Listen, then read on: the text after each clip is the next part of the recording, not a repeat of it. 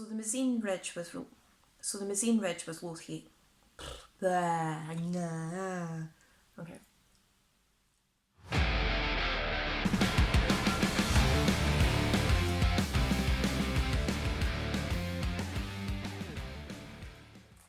Hiya, I'm Lindsay. Welcome back to the channel.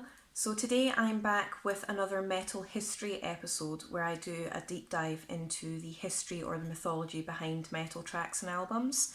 Now, just as a quick recap, I am covering the Ukrainian Blackened death doom metal band 1914 with their album Where Fear and Weapons Meet, which was released in 2021.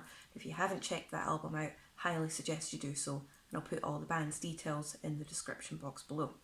But today I am covering the third track of the album, which is Pillars of Fire, Battle of Mazin. Now, the Battle of Mazin was a major turning point with regards to the battle on the Western Front, which had seen years and years of stagnant trench warfare.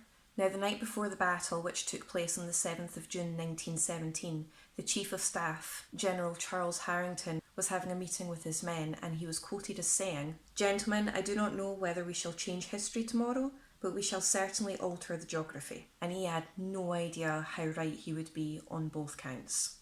Known as the largest man-made explosion in the pre-nuclear age, let's have a look at the Battle of Mazin.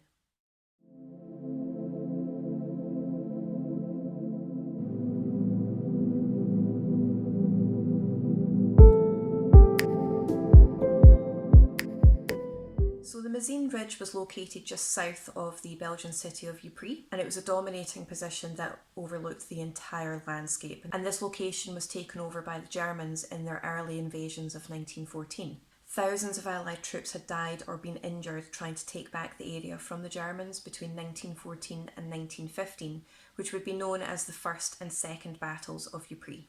Now, capturing this ridge in particular would put an end to the stagnant trench warfare that troops on both sides had experienced for the last couple of years of the war, and it would allow the Allied forces to advance their attacks to the northeast of the Western Front, which would then be known as the Battle of Passchendaele later on. But considering there had been various failed attempts before and thousands upon thousands of troops had died, who was the mastermind behind one of the greatest successes of the First World War, and how did they do it? Let's have a look.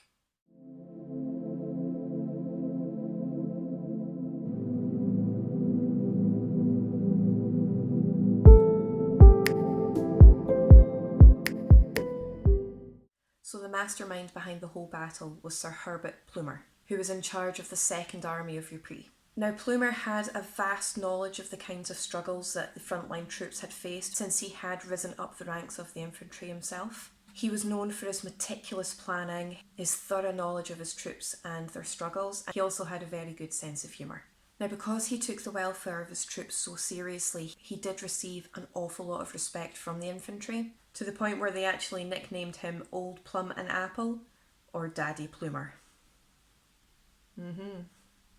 So Plumer wanted to utilise engineering, infantry and artillery when it came to this attack.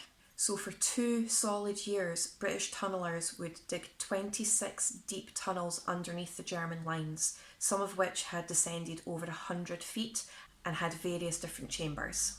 These chambers were then filled with 19 mines, which consisted of £1 million of explosives known as ammonal. Now, for the weeks running up to this particular battle, heavy artillery were pinpointing the main gun nests and the enemy artillery in order to take out as many of them as possible. But on the 7th of June 1917 at 3:10 a.m, the mines were set off and 10,000 Germans were killed instantly as the explosion caused a huge eruption of earth, bodies and a huge pillar of flames. Directly after the explosion, the infantry and the artillery advanced across no man's land. The artillery was setting off a huge creeping barrage of heavy gunfire 50 yards ahead of the infantry, with the infantry safely crossing no man's land. Now, at this point, any Germans who had survived the actual blast itself were either buried alive or were wandering around in no man's land in a complete daze, to either be gunned down by the artillery or captured by the advancing infantry. Around 7,000 Germans were captured and taken prisoner during this battle, and any German counterattacks on the area completely failed. So after 2.5 years of brutal trench warfare, the Mazin Ridge was finally in British hands. And this, along with the Battle of Vimy Ridge, that I discussed in the last video in the series would be the turning point to stop the stagnant trench warfare in order for the Allied forces to win the war. Now, there are various references in the actual track itself that pinpoint all the little details for this particular battle.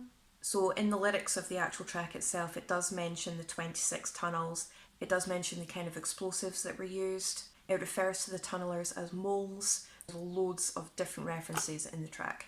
But yeah, that was just a very quick overview regarding the Battle of Mazin and what the actual track was about. So once again, I will put all of the sources that I used in the description box below so you can go and check out the story for yourself in greater detail.